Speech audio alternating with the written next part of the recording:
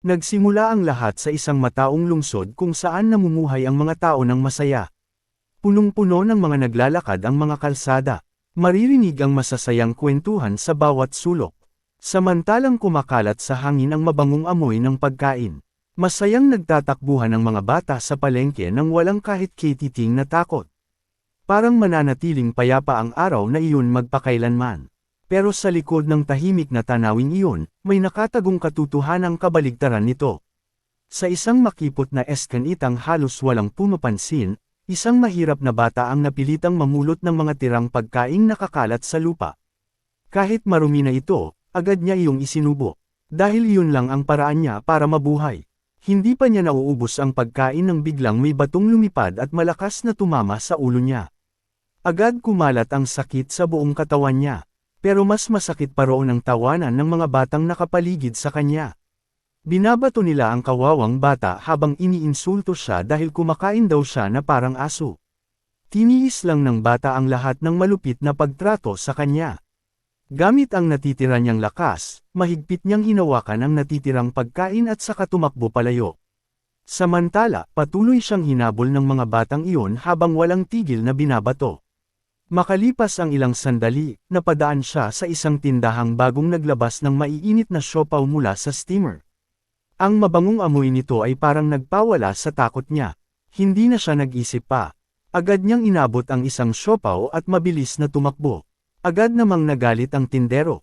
Pasiga siyang tinawag na salbaha bago malakas na itinulak ang maliit niyang katawan hanggang sa bumagsak siya sa lupa.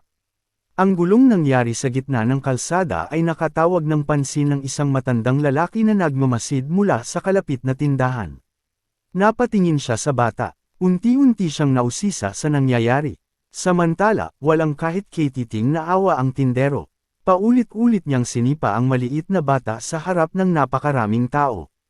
Kahit sunod-sunod ang suntok at sipa na tinatanggap niya, hindi niya kailanman binitiwan ang ninakaw niyang siopaw. Sa halip, sinasamantala niya ang bawat pagkakataon para makagat ito. Para sa kanya, mas mahalaga ang isang pirasong siopaw kaysa sa lahat ng sugat na natatanggap niya. Lalo pang naging interesado ang matandang lalaki sa nakita niya. Pinagmasdan niya kung paano patuloy na kumakain ang bata kahit duguan na ito, kahit nasasaktan, at kahit walang tigil ang mga sipa sa katawan niya. Napakaiba ng tibay ng loob na iyon para sa isang batang kaedad niya. Dahil lalo siyang nausisa, nagsimula siyang magtanong sa mga tao sa paligid tungkol sa pagkakakilanlan ng batang iyon. Doon niya nalaman na isa lang pala itong palaboy na namumuhay ng mag-isa sa lungsod. Wala itong pamilya, wala itong tahanan, at wala ring kahit sinong nagmamalasakit sa kapalaran niya. Pero habang mas matagal niya itong pinagmamasdan, lalo niyang nararamdamang may kakaiba sa batang iyon. Iba ang paraan ng maliit nitong katawan sa pagtitiis ng sakit. Parang matagal na itong nasanay sa pagdurusa. Dahil doon, napaisip ang matandang lalaki. Posible kayang naturuan na ng martial arts ang batang ito. Patuloy na umikot ang hinalang iyon sa isip niya kahit wala naman siyang ebidensya. Matapos ang gulo, muli pang sinipa ng malakas ang kawawang bata hanggang sa tumilapon siya palabas ng tarangkahan ng lungsod. Puno ng sugat at alikabok ang katawan niya, pero pinilit pa rin niyang bumangon. Nanginginig ang dalawang kamay niya habang dahan-dahan siyang gumagapang para makatayo muli. Maya-maya, pagdating sa loob ng kagubatan, saka lang siya huminto para huminga. Mula sa loob ng punit-punit niyang damit, inilabas niya ang siopaw na naitago niya kanina. Kahit durog na at halos wasak na ang itsura nito, tahimik pa rin niya itong kinain habang minumura sa isip ang mga taong bumugbog sa kanya. Mga tanga. Habang susubo ulit siya, biglang napako ang tingin niya sa isang kakaibang bagay. Hindi kalayuan sa kanya ay may isang mainit at bagong siopaw na nakahiga sa lupa. Natigilan siya, hindi siya makapaniwala sa nakikita niya. Agad niyang sinilip ang paligid ng may matinding pag-iingat. Sinigurado niyang walang tao sa paligid. Nang makasiguro siyang ligtas, dahan-dahan siyang lumapit sa siopaw. Umaasa siyang mabubusog pa ulit ang tiyan niya. Pero nang halos mahawakan na niya ang pagkain, biglang may isang paa na walang awang tumapak sa kamay niya. Agad na kumalat ang matinding sakit sa katawan niya. Kasabay nito, nadurog mismo sa harap ng mga mata niya ang siopaw na siyang huling pag-asa niya. Parang nadurog din ang puso niya dahil muli na naman siyang nawalan ng isang napakahalagang bagay. Sa harap niya ngayon ay nakatayo ang isang matandang lalaking may puting buhok. Sa kalmadong tingin nito, nagtanong siya, bakit sobrang obsessed ka sa pagkain? Simple lang ang tanong, pero hindi nito nabawasan kahit kaunti ang galit na nag-aalab sa puso ng bata. Mahigpit siyang nagngit-ngit, pero nanatili siyang nakayuko habang pinupulot ang mga durog na piraso ng siopaw. Wala siyang naramdamang hiya, para sa kanya, napakahalaga pa rin ang bawat mumo ng pagkain. Pagkakita roon, nagsalita ang matandang lalaki. Hindi ka naiiba sa isang mabangis na hayop na gutom na gutom. Malamig ang tono ng boses niya. Parang sinusubukan niyang tingnan ang magiging reaksyon ng bata. Pero hindi siya sinagot ng bata. Patuloy lang nitong dinilaan ang mga mumong siopaw sa lupa. Wala siyang pakialam sa pang-iinsulto. Ang tanging mahalaga sa kanya ay ang mailigtas ang natitirang pagkain. Para sa kanya, mas mahalaga ang mabuhay kaysa sa dignidad. Nakita iyon ng matandang lalaki at muli siyang nagsalita. Karaniwang tao, matagal nang nawalan ng malay matapos makatanggap ng ganyang karaming sugat. Dahil dyan, lalo akong naghihinala. Baka isa kang martial artist na hindi pa natutuklasan ng iba. Matalim ang tingin ng matanda habang kalmado siyang nagtatanong. Bakit ganoon ang ginawa mo kanina? Samantala, patuloy lang sa pagmuya ng siopaw ang bata. Tunang-ala lang siya na may litong ekspresyon. Parang hindi niya talaga naiintindihan ang tanong. Nang makita iyon, muli siyang tinanong ng matanda. Kung marunong kang lumaban, bakit hinayaan mong bugbugin kanila? Puno ng kumpiyansa ang tanong niya. Parang may nakita siyang bagay na hindi napansin ng ibang tao. Isinubo muna ng bata ang isa pang piraso ng siopaw bago sumagot. Sa inosenteng boses niya, sinabi niyang, kapag lumaban ako ng walang dahilan, aagawin nila ang pagkain ko. Kapag nawalan ako ng pagkain, hindi ako mabubuhay. Mamamatay lang ako sa gutom. Dahil sa simpleng sagot na iyon, natahimik ang matandang lalaki. Doon niya napagtanto na kayang tiisin ng batang iyon ang matinding sakit. Pero hindi nito kayang tiisin ang gutom. Para sa batang iyon, mas magaan pa ang suntok at sipa kaysa mawalan ng makakain. Habang mas lalo niya itong pinagmamasdan, lalo siyang naniniwalang may kakaiba talaga sa batang ito. Sinabi niya, may malalim na ugaling mapanghimagsik na nakatago sa loob mo. Pero lalo lang nalito ang bata. Anong ibig mong sabihin? Hindi na nagpaliwanag ang matandang lalaki. Diretso lang siyang tumitig sa bata. Seryoso ang tono ng boses niya nang sabihin. Sino ang nagturo sa'yo ng martial arts? Napakabigla ng tanong kaya biglang naging tensyonado ang paligid. Nakatitig lang ang bata sa matanda habang naguguluhan. Tapat siyang sumagot. Hindi ko nga alam kung ano ang martial arts. Walang kahit kititing na pag-aalinlangan sa boses niya. Halatang nagsasabi lang siya ng totoo. Bago pa tuluyang gamaan ang sitwasyon, yumuko agad ang matandang lalaki at hinawakan ang pulsuhan ng bata. Ilang sandali lang, isang mahinang bughaw na enerhiya ang damaloy mula sa palad niya papunta sa katawan ng bata. Maingat niyang sinuri ang katawan nito. Parang may mahalaga siyang gustong makumpirma. Makalipas ang ilang sandali, nakuha niya ang sagot na hindi niya kailanman inaasahan. Nakumpirma niyang hindi pa kailanman nakapagpalibot ng inner energy ang batang iyon. Hindi rin ito kailanman nagsanay ng martial arts. Wala rin itong nainom na anumang spiritual pill o spiritual medicine. Lalo siyang nabigla sa natuklasan niya. Ang pambihirang tibay ng katawan ng batang iyon ay hindi galing sa pagsasanay. Hindi rin ito bunga ng gamot. Likas na taglay ito ng katawan niya. Isang bagay na halos imposibleng mangyari. Pero hindi pa doon natapos ang pagkabigla niya. Habang ipinagpapatuloy niya ang pagsusuri sa daloy ng enerhiya sa katawan ng bata, may nakita siyang napakabihira. Kusang gumagalaw ang inner energy nito kahit walang kumokontrol. Agad nagbago ang ekspresyon ng matandang lalaki nang mapagtanto niya kung gaano kabihira ang nakikita niya. Nang makita iyon, biglang nagbago ang ekspresyon ng matandang lalaki. May napagtanto siyang isang napakabihirang bagay. Nanlaki ang mga mata niya. Napagtanto niyang ganap ng bukas ang dantian ng batang iyon, at wala itong kahit anong bara. Dahil sa sobrang pagkabigla, agad niyang binitiwan ang pulsuhan ng bata. Ilang sandali siyang natulala, pilit niyang inuunawa ang katotohanang lampas sa lahat ng inaasahan niya. Lubos siyang namangha sa pambihirang katawan ng batang iyon. Alam niyang pinagkalooban ng bata ng napakalaking talento. Pero kasabay nito, dala rin ng talentong iyon ang panganib na maaaring kumitil sa buhay nito. Habang patuloy na naiipon ang enerhiya sa dantian niya, lalo ring tumataas ang panganib. Matapos pag-isipan ang lahat, nakarating ang matanda sa isang nakakabahalang conclusion. Kapag hindi kinaya ng katawan ng bata ang patuloy na pagdami ng enerhiyang iyon, siguradong mamamatay siya sa loob ng 5 taon. Lalo pang naging seryoso ang mukha ng matandang lalaki. Samantala, walang ideya ang bata sa nangyari. Nakatingin lang siya sa matanda ng may pagtataka. Umaasang may ipapaliwanag ito. Nakita iyon ng matanda at itinuro ang bata. Walang emosyon niyang sinabi. Kung pababayaan mo ang kondisyon mo, hindi ka magtatagal. Malamig pakinggan ang mga salitang iyon. Pero wala kahit isang kasinungalingan doon. Iyon ang katotohanang natuklasan niya. Pagkarinig sa nakakatakot na kapalarang naghihintay sa kanya, natulala lang ang bata. Pilit niyang inuunawa ang bawat salitang narinig niya. Habang iniisip ang panganib na nakabitin na ngayon sa buhay niya.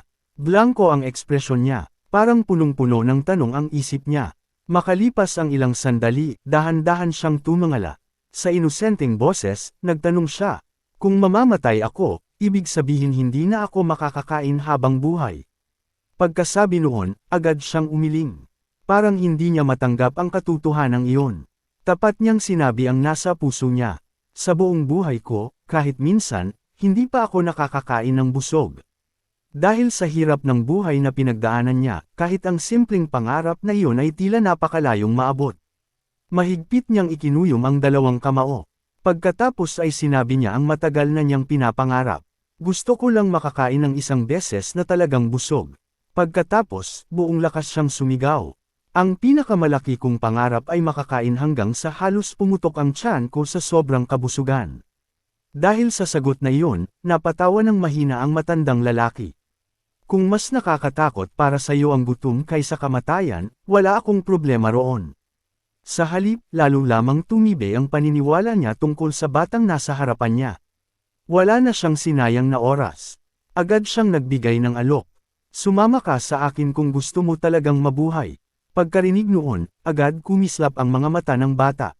Papakainin mo ba ako? Tinitigan muna siya ng matanda bago bahagyang ngumiti.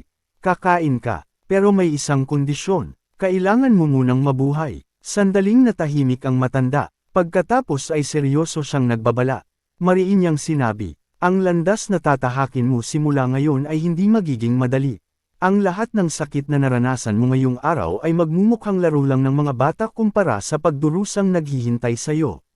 Makalipas ang ilang oras, nakatayo na silang dalawa sa tuktok ng isang napakataas na bangin. Walang pag-aalinlang ang inutusan ng matandang lalaki ang bata. Tumalon ka, natigilan ang bata. Hindi siya makapaniwala sa narinig niya. Litong-lito siyang nagtanong, kapag tumalon ako mula rito, hindi ba agad akong mamamatay? Kalmado lang ang sagot ng matanda. Kahit hindi ka tumalon, pareho lang ang magiging katapusan mo. Lalo pang naging mabigat ang paligid. Pagkarinig noon, tuluyan ng sumabog ang galit ng bata. Sinungaling ka, nangako kang ililigtas mo ang buhay ko. Para sa kanya, isa itong malinaw na pagtataksil. Nanatiling kalmado ang matandang lalaki. Hindi siya naapektuhan kahit kaunti ng galit ng bata. Kalmado niyang ipinaliwanag. Nangako akong ililigtas ko ang buhay mo. Pero hindi ko kailanman sinabi na magiging madali ang paraan para mabuhay. Hindi pa man nauunawaan ng bata ang ibig niyang sabihin, bigla nitong itinaas ang paa niya. Walang anumang babala, malakas niya itong sinipa. Tumilapon ang maliit na katawan ng bata lampas sa gilid ng bangin. Sa isang iglap, lumutang siya sa ere bago tuluyang bumagsak sa kailaliman. Agad umalangaw-ngaw ang sigaw niya sa buong bangin. Patuloy na bumulusok ang katawan niya pababa. Ang napakatarik na bangin ay tila wala ng pag-asang makaligtas. Sa gitna ng matinding takot, kumilos ang instinct niya para mabuhay. Desperado siyang naghanap ng paraan para hindi tuluyang bumagsak sa ilalim. Ginamit niya ang lahat ng natitira niyang lakas. Ibinaon niya ang 2 kamay niya sa pader ng bato. Mahigpit niyang kinapit ang mga bato kahit unti-unti nang napupunit ang balat ng mga palad niya dahil sa matinding pagkiskas. Wala siyang ibang pagpipilian kundi magtiis. Patuloy na dumudulas ang katawan niya habang kumikiskas sa matutulis na bato. Unti-unting bumagal ang pagbagsak niya, hanggang sa tuluyan niyang napigilan ang sarili sa gilid ng bangin. Nakabitin na lang siya roon. Pilit inaayos ang paghinga habang mahigpit na nakakapit para hindi muling mahulog. Mula sa itaas, tahimik lang siyang pinagmamasdan ng matandang lalaki. Wala man lang itong bahid ng pag-aalala. Kalmado nitong sinabi, "Buhay ka pa pala, parang normal na pagsubok lang ang nangyari." Doon tuluyang sumabog ang galit ng bata. Buong lakas siyang sumigaw, "Baliw ka talaga, patayin mo na lang ako kaysa pahirapan mo ako ng ganito." Pagkarinig noon, malamig ang naging sagot ng matanda. "Kung nakatakda ka talagang mamatay, kanina pa nakahandusay ang bangkay mo sa ilalim ng bangin. Kaya imbes na magsayang ka ng lakas sa pagrereklamo, umakyat ka na lang." Mahigpit na nagngit-ngit ang bata. Parang nasusunog ang dalawang braso niya sa bigat ng katawan niyang binubuhat. Kahit umaabot na ang sakit sa buong katawan niya, pinilit pa rin niyang umakyat. Unti-unti niyang inakyat ang matarik na bangin. Galit na lang ang nagbibigay sa kanya ng lakas para magpatuloy. Ginamit niya ang huling natitira niyang lakas. Hindi siya sumuko, at sa huli, nakabalik din siya sa tuktok ng bangin. Makalipas ang ilang oras, lumipat silang dalawa sa isang kuweba na pansamantala nilang tinuluyan. Doon nagpas siyang bigyan ng bagong pangalan ng matandang lalaki ang bata. "Simula ngayon, ang pangalan mo ay Joha." Ipinaliwanag din niya ang kahulugan ng pangalang iyon. Ang ibig sabihin ng Joha ay pagwawasto sa isang di-perpekto. Hindi lang ito pangalan, ito ang landas na kailangan mong tahakin. Habang nagpapahinga si Joha para mabawi ang lakas niya, muli siyang kinausap ng matanda tungkol sa kondisyon ng katawan niya. Ipinaliwanag nitong ang enerhiyang patuloy na naiipon sa dantian niya ay maaaring magpasabog sa katawan niya anumang oras. Patuloy pa ring nagbabanta ang panganib na iyon sa buhay niya. Kung gusto niyang mabuhay, kailangan niyang patuloy na ilabas ang enerhiyang naiipon sa katawan niya. Pagkarinig noon, agad nausisa si Joha. Inosente siyang nagtanong, "Paano ko ilalabas ang enerhiyang hindi ko naman nararamdaman?" Bahagyang napangisi ang matandang lalaki. "Madali lang." Pero bago pa maintindihan ni Joha ang ibig niyang sabihin, bigla na lang siyang kumilos. Walang anumang babala, isang napakalakas na suntok ang tumama kay Joha. Sinabi ng matanda, "Ang tanging paraan para maubos ang enerhiyang iyan ay ang patuloy na gumalaw at tumanggap ng malalakas na suntok." Sa isang iglap, malayo ang itinilapon ng katawan ni Joha. Hindi pa man siya nakakabawi. Nang hininga, muling binalot ng matinding sakit ang buong katawan niya. Desperado niyang pinrotektahan ang sarili. Doon niya napagtantong mas malupit pa ang pagsasanay na ito kaysa sa lahat ng pagdurusang naranasan niya noon. Bawat suntok ay parang gustong durugan ang lahat ng buto sa katawan niya.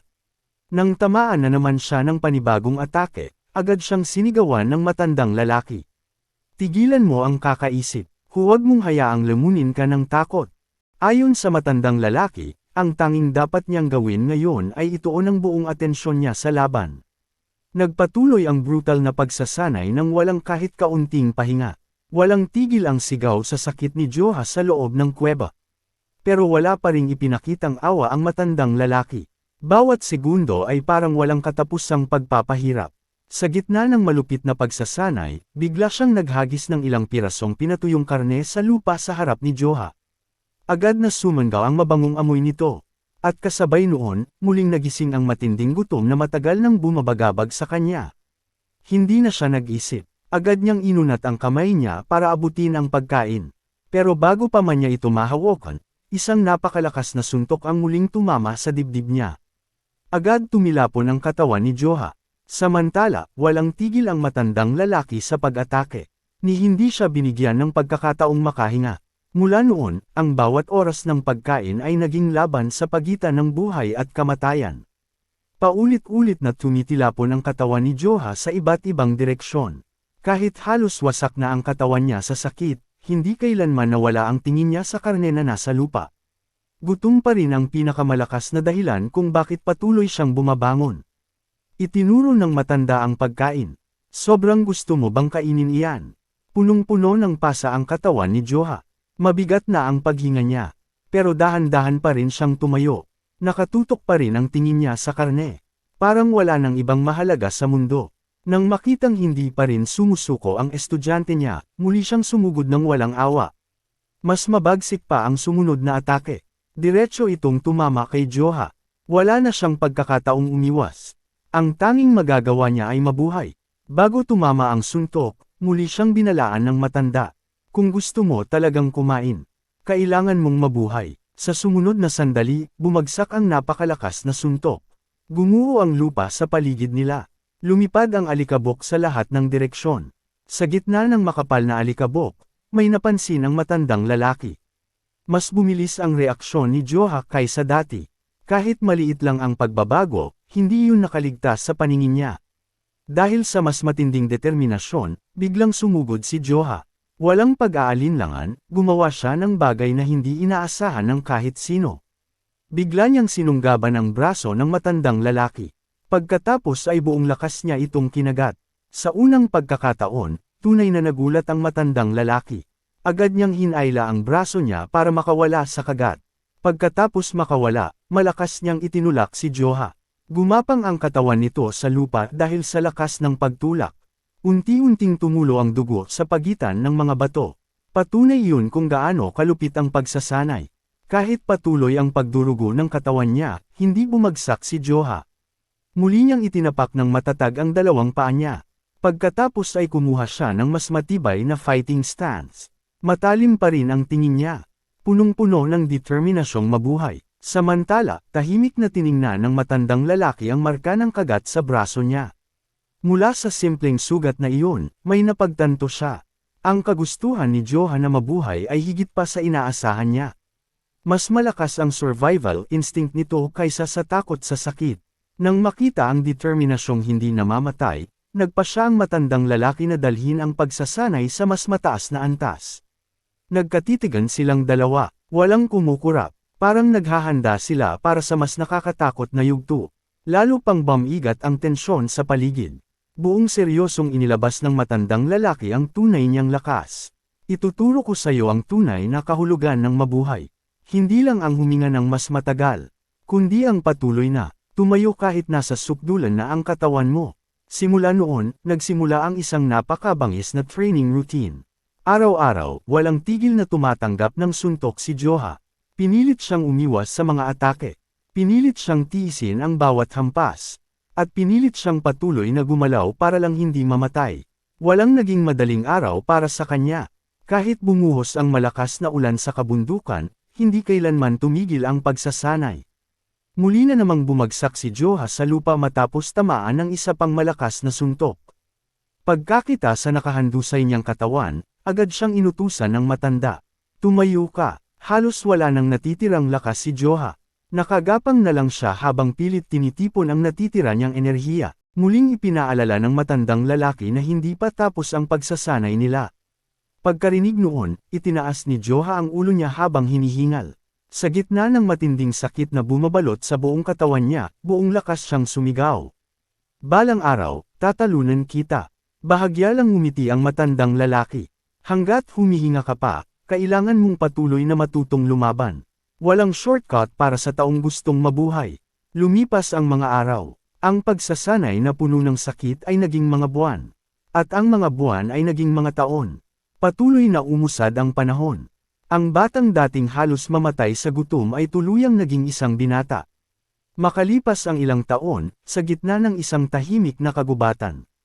Isang napakalaking oso ang biglang lumitaw habang malakas na umaatungal. Agad itong sumugod. Ang bangis nito ay sapat para mawala ng lakas ng loob ang ordinaryong tao. Pero hindi man lang natinag si Joha. Sa napakabilis na galaw, tumalon siya mula sa mataas na lugar.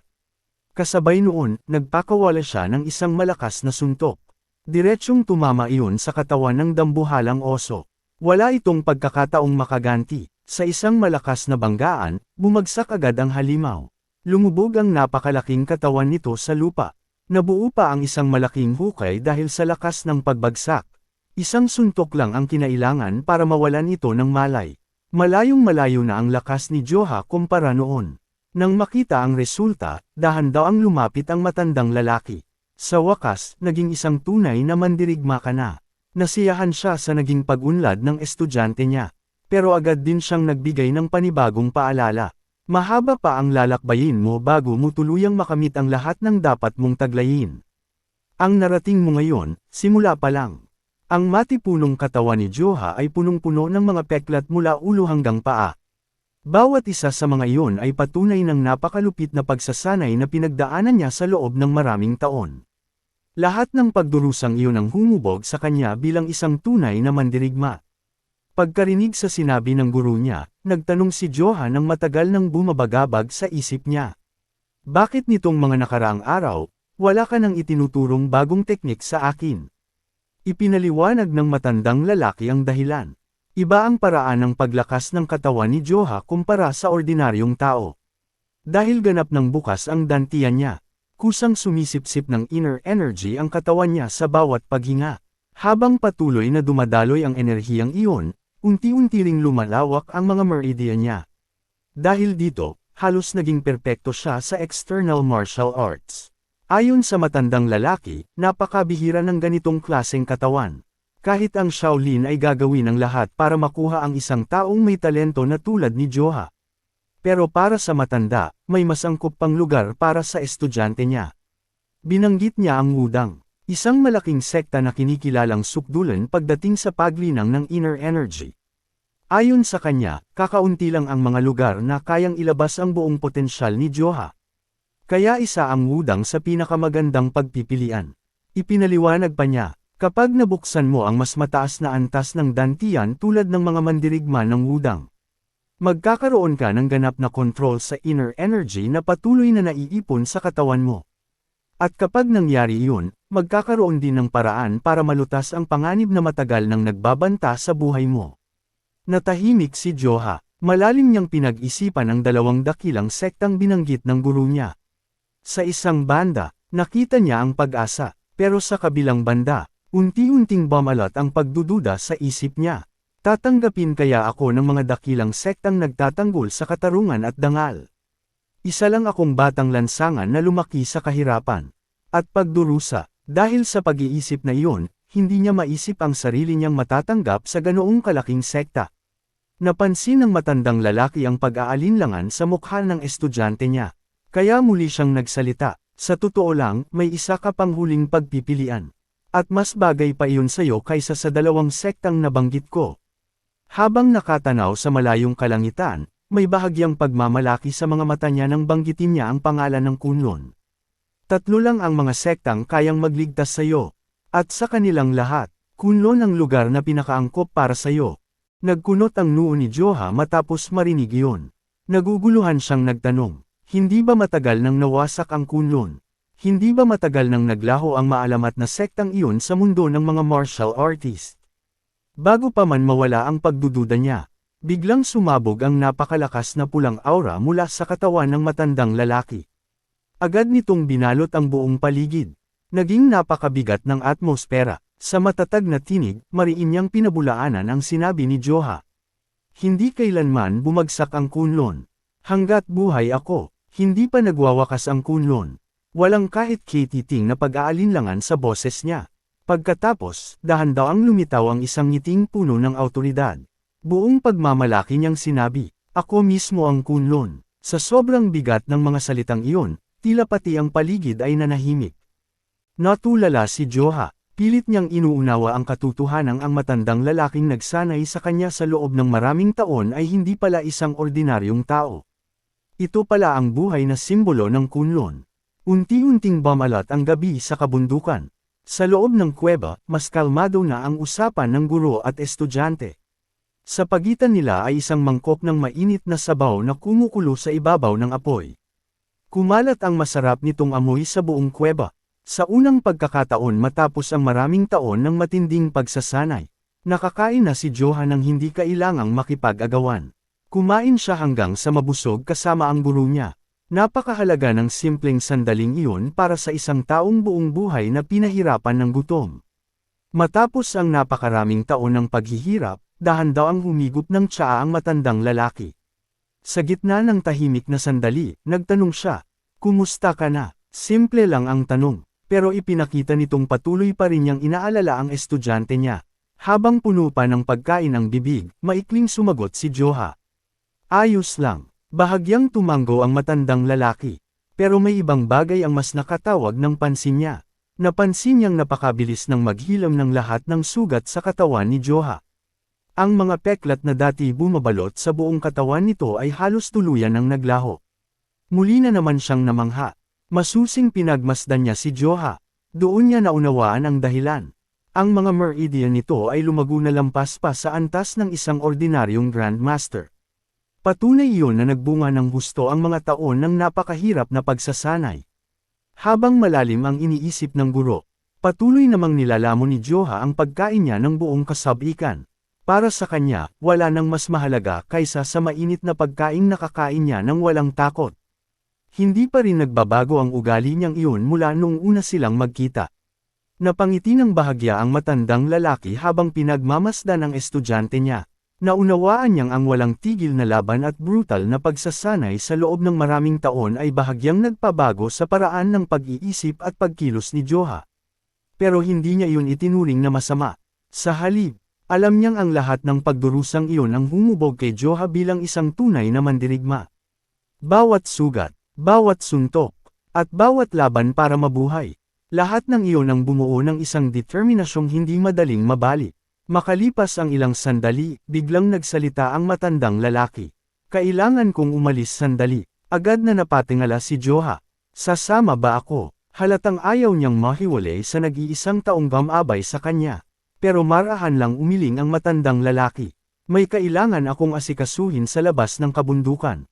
Dahil doon, hindi ka maaaring sumama. Babalik ako pagkalipas ng 2 buwan. Sandali niyang tinitigan si Joha bago nagsalita. Hindi ka na bata. Simula ngayon, kailangan mo ng matutong alagaan ang sarili mo. Huwag kang laging umasa sa akin. Oras na para tumayo ka gamit ang sarili mong lakas. Pagkarinig noon, kampante lang na kumaway si Joha. Kaya kung mabuhay kahit wala ka. Parang napakagaan lang ng sinabi niya. Tila wala talaga siyang inaalalang problema. Pero sa sumunod na sandali, biglang tumalim ang tingin ng matandang lalaki. Isang napakabigat na presyon ang bumalot sa paligid. At agad na nanigas ang buong katawan ni Joha. Dali-dali siyang umatras ng ilang hakbang. Naging magulo ang paghinga niya. Napakatindi ng presyong ibinubuga ng matandang lalaki. Doon niya muling napagtanto na napakalayo pa ng agwat ng lakas nila. Isang antas na hindi pa niya kayang abutin. Nang makita ang reaksyon ng estudyante niya, napabuntong hininga ang matandang lalaki. Doon niya lang naisip na sa loob ng maraming taon. Masyado niyang sinanay si Joha gamit ang dahas. At dahil doon, nakalimutan niyang turuan ito ng tamang asal na dapat taglayin ng isang alagad. Samantala, napatawa na lang ng mahina si Joha. Halata ang hiya sa mukha niya. Pakiramdam niya ay talagang seryoso ang guro niya. Unti-unti ring nawala ang tensyon sa pagitan nila. Bago tuluyang umalis, nagbigay pa ng huling payo ang matandang lalaki. Kapag masyado nang naiipon ang inner energy sa katawan mo, ang pinakamabisang paraan para mailabas ito ay ang gamulong pababa ng bangin. Napakunot noo si Joha. Sa isip niya, hindi ba parang pareho lang iyon ng kusang pagpapakamatay? Kahit napakadelikado ng paraang iyon. Alam niyang hindi kailanman nagbibigay ng payo ang guro niya ng walang dahilan. Natapos ang pag-uusap nilang iyon. Kinabukasan, nagising si Joha na mag-isa sa loob ng kuweba. Ang lugar na dating puno ng presensya ng guro niya ay naging napakatahimik. Napabuntong hininga na lang siya. Ilang sandali pa, lumabas na siya ng kuweba. Iniunat niya ang buong katawan. Handa na siyang simulan ang araw-araw niyang pagsasanay. Agad siyang sinalubong ng malamig na hangin ng kabundukan. Huminga siya ng malalim. Kasabay noon, naramdaman niyang muling naiipon ang inner energy sa dantian niya. Ilang sandali lang ang lumipas. Mabilis na namang dumami ang enerhiyang iyon. Naalala niya ang babala ng guro niya. Wala siyang karapatang maging tamad. Kahit isang araw lang siyang tumigil sa pagsasanay. Malalagay sa panganib ang buhay niya. Dahil doon, hindi siya nagsayang ng kahit isang sandali. Agad siyang tumalon patungo sa kabundukan. Pagkalapag niya, agad ding nagsimula ang pagsasanay. Kahit wala nang nagbabantay sa kanya, patuloy pa rin siyang nagsanay ng buong disiplina. Sunod-sunod niyang pinakawala ng mga suntok sa hangin. Bawat galaw ay ginagamit niya para ubusin ang inner energy sa katawan niya. Napakaayos ng ritmo ng mga galaw niya. Parang kusa na itong ginagawa ng katawan niya. Para lamang mabuhay, walang tigil na nagsanay si Joha. Habang tumatagal, lalo pang bumibilis at lumalakas ang mga atake niya. Kahit nagsisimula ng mapagod ang katawan niya, may bahagyang ngiti pa rin sa labi niya. Ramdam niyang araw-araw ay patuloy siyang lumalakas. Mas matalim na ngayon ang bawat kombinasyon ng mga suntok niya. Mas mabilis, mas malakas. Ang mga taon ng walang tigil na pagsasanay ay unti-unti nang namumunga. Bawat suntok na pinapakawalan niya ngayon ay lumilikha ng shockwave na umaalingaw-ngaw sa buong kagubatan. Maging ang mga puno sa paligid ay nanginginig sa lakas ng presyong nililika niya. Malayong malayo na ang lakas ni Joha kumpara noon. Matapos ang pagsasanay, lumipat siya sa isang napakataas na batong bangin. Walang anumang kagamitan, sinimulan niyang akyatan ang napakatarik na pader ng bato. Mga daliri at 2 braso lang ang sandigan niya habang unti-unti siyang umaakyat. Patuloy na tumutulo ang pawis sa mukha niya. Kahit naninigas na ang mga kalamnan niya, hindi siya huminto kahit isang sandali. Unti-unti, narating din niya ang tuktok ng bundok. Pagdating sa itaas, huminga siya ng malalim. Sa harap niya ay bumungad ang napakalawak na kabundukan. Napakatahimik ng tanawin. Sa loob ng ilang sandali, tahimik lang siyang nakatayo habang ninanamnam ang katahimikan ng kalikasan sa paligid niya. Ngunit, hindi nagtagal ang katahimikang iyon. Mahina na lang nagreklamo si Joha. Pakiramdam niya, napaka-boring na ng pagsasanay kapag mag-isa lang siya. Wala na ang guro niyang araw-araw siyang binubugbog at pinipilit na mabuhay. Napabuntong hininga siya. Ano ba talaga ang ginagawa ko araw-araw sa liblib na lugar na ito? Wala siyang makalaban, walang makausap, kaya napakatahimik ng bawat araw niya. Pero alam niyang iisa lang ang paraan para manatiling buhay. Ang patuloy na magsanay ng walang tigil. Pagkatapos noon, tumalon siya pababa mula sa bundok. Malakas na bumagsak ang 2 paa niya sa lupa. Isang malaking ulap ng alikabok ang agad na kumalat sa paligid. Pinagpag niya ang damit niya para alisin ang mga alikabok na damaykit dito. Pagkatapos ay umupo siya sa lupa. Muli niyang naalala ang guro niya. Napaisip siya kung babalik nga ba ito gaya ng ipinangako. Naisip pa niya kung sakaling bumalik ang matanda kasama ang isang bagong alagad ng kunlun. Biglang nanlaki ang mga mata ni Joha. May naisip siyang magandang ideya. Hindi ko naman kailangang hintayin ang guro. Ako na mismo ang maghahanap ng mga bagong alagad ng kunlun. Agad siyang tumayo. Buong sigla siyang tumakbo pabalik sa kuweba para ihanda ang lahat bago simulan ang paglalakbay niya. Pagdating sa loob, isa-isa niyang sinuri ang lahat ng martial arts manuals at mga aklat na iniwan ng guro niya. Pinag-isipan niyang mabuti kung alin ang dadalhin. Pero matapos ang ilang sandali, nagpasya siyang dalhin ang lahat. Para manatiling ligtas ang mga ito sa tabi niya. Agad niyang binalot ang lahat ng aklat gamit ang isang malaking tela. Naging isang malaking balutan ang mga ito. Matapos tiyaking wala siyang naiwan, isinukbit niya ito sa balikat. Kahit mabigat ang dala niya, punong-puno naman ng kumpiyansa ang mukha niya. Malinaw na ang layunin niya. Maghahanap siya ng isang napakalakas na tao. Isang taong maaari niyang makalaban araw-araw bilang training partner.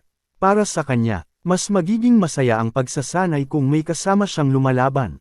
Pero nang mapatingin siya sa mga buto ng kinain nila sa isang sulok ng kuweba, biglang may naalala siya. Agad nagbago ang ekspresyon niya. Naalala niya ang bangungot na halos kumitil sa buhay niya. Ang mga lutong pagkain ng guro niya. Hanggang ngayon, sariwa pa rin sa alaala niya ang halos ikamatay niya dahil sa sobrang sama ng lasa ng mga ito. Sa isip niya, wala talagang talento sa pagluluto ang matandang iyon. Kahit maalala lang niya ito, kinikilabutan pa rin siya. Dahil doon, agad niyang binago ang plano niya. Ang bagong alagad ng kunlun ay hindi lang dapat magaling lumaban. Dapat magaling din siyang magluto. Para wala nang maghirap dahil sa pagkain ng guro. Biglang pinukpok ni Joha ang kamao niya sa kabilang palad. Parang may pinakamagandang ideyang pumasok sa isip niya. Agad siyang napangiti ng may kumpiyansa. Unti-unting nabuo ang malaking plano niya. Ang unang alagad, siya ang magiging araw-araw kong sparring partner. Isang taong kayang lumaban sa akin nang hindi basta sumusuko. Sa ganoon, pareho kaming lalakas. Pero matapos niya itong pag-isipan, napailing siya. Isang tao lang, hindi sapat. Ang pangalawang alagad, siya ang bahala sa pagluluto. Ang pagkakaroon ng mahusay na kusinero ay kasing halaga rin ng pagkakaroon ng malakas na sparring partner. Ilang sandali pa siyang nag-isip. Pagkatapos ay may isa pa siyang naalala. Kulang pa rin. Kailangan din ng kunlo ng taong mamamahala sa lahat ng pang-araw-araw na gawain. Dahan-dahan niyang itinaas ang 3 daliri. Lumitaw ang isang kontentong ngiti sa mukha niya. 3 alagad. Iyan ang perpektong bilang. Sa isip niya, kitang-kita na niya ang magiging hinaharap ng kunlon. Ang unang alagad ay naghahain ng napakasasarap na pagkain. Halos maamoy pa niya ang mainit na mga putahe sa imahinasyon niya. Napangiti siya sa sobrang kasiyahan. Ang pangalawang alagad naman ay abala sa pag-aasikaso ng buong sekta. Inaayos nito ang mga aklat. Inaalagaan ang lahat ng kagamitan. At tinitiyak na maayos ang takbo ng kunlon. Samantala, ang pangatlong alagad ang magiging kasama niya sa araw-araw na pagsasanay. Araw-araw silang maglalaban ng buong lakas para lalo pang lumakas. Dahil sa imahinasyong iyon, lalo pang nagninggas ang sigla ni Joha. Habang mas iniisip niya ang magiging hinaharap, lalo rin siyang nasasabik. May malaking ngiti sa mukha niyang hindi niya maitago. Naiisip niyang napapalibutan siya ng mga kapwa-alagad na gumagalang sa kanya bilang kanilang senior. Parang totoong-totoo ang eksenang iyon sa isip niya. Halos hindi na niya mapigilan ang pananabik. Para sa kanya, perpekto ang plano. Wala nang dahilan para maghintay pa. Wala siyang sinayang na kahit isang segundo. Agad siyang humakbang ng may buong kumpiyansa. Nagpasya siyang simulan ng plano sa araw ding iyon. Buo na ang desisyon niya. At wala nang makakapagpabago rito. Ilang sandali lang, buong bilis siyang tumakbo palabas ng kuweba. Ramaga sa ang katawan niya sa kabundukan ng walang pag-aalinlangan. Doon nagsimula ang bago niyang paglalakbay. Makalipas ang ilang sandali, mataas siyang tumalon habang malakas na tumatawa. Mula sa malayo, may nakita siyang isang nayon sa paanan ng kabundukan. Lalo pang sumiklab ang pananabik niya. Punong-puno ng excitement ang puso niya habang nagpas siyang lumabas sa mundo. Sa unang pagkakataon matapos ang maraming taong namuhay nang nakahiwalay kasama ang guru niya. Sinimulan niya ang paglalakbay na magbabago sa buong buhay niya. Ilang sandali pa, dumating si Joha sa isang nayon malapit sa kabundukan. Habang papalapit siya, lalo siyang namangha. Ngayon lang niya na lamang may ganoon pala karaming tao na nakatira ng ganoon kalapit sa lugar nila. Kampante siyang naglakad sa mga daan ng nayon. Pinagmamasdan niya ang mga taong nagdaraan sa paligid. Lahat ng nakikita niya ay bago sa paningin niya. Matapos mamuhay ng matagal sa kabundukan, labis siyang namangha sa masiglang buhay sa nayon. Palaipat-lipat ang tingin niya sa bawat direksyon. Punong-puno ng kuryosidad ang mga mata niya. Bigla, isang napakasarap na amoy ng pagkain ang umabot sa ilong niya. Sa isang iglap, iyon lang ang naging sentro ng atensyon niya. Kusang gumalaw ang ilong niya. Sinundan nito ang amoy na parang mas mabilis pa kaysa sa pag-iisip niya. Hindi niya namalayang, nagsimula na siyang sumenggot-singhot na parang isang mabangis na hayop na sumusubaybay sa biktima nito. Hindi nagtagal, natagpuan niya ang pinanggagalingan ng napakasarap na amoy. Agad siyang napatingin sa isang maliit na tindahan na nagbebenta ng mga minatamis na prutas sa stick. Pagkakita niya pa lang sa mga ito, parang nanigas na siya sa kinatatayuan niya. Hindi na niya maalis ang tingin. Nakatitig lang siya sa mga minatamis na prutas na maayos na nakahilera sa harap ng tindahan. Unti-unting tumulo ang laway niya. Hindi niya iyon napigilan, dahil sa sobrang seryoso ng ekspresyon niya. Nagsimulang matakot ang ilang batang malapit sa tindahan. Unti-unti silang lumayo sa kanya. Halos hindi kumukurap si Joha. Nakatitig lang siya sa mga minatamis na prutas. Parang naglaho na ang buong mundo sa paligid niya. Isang batang malapit sa kanya ang lalong kinabahan.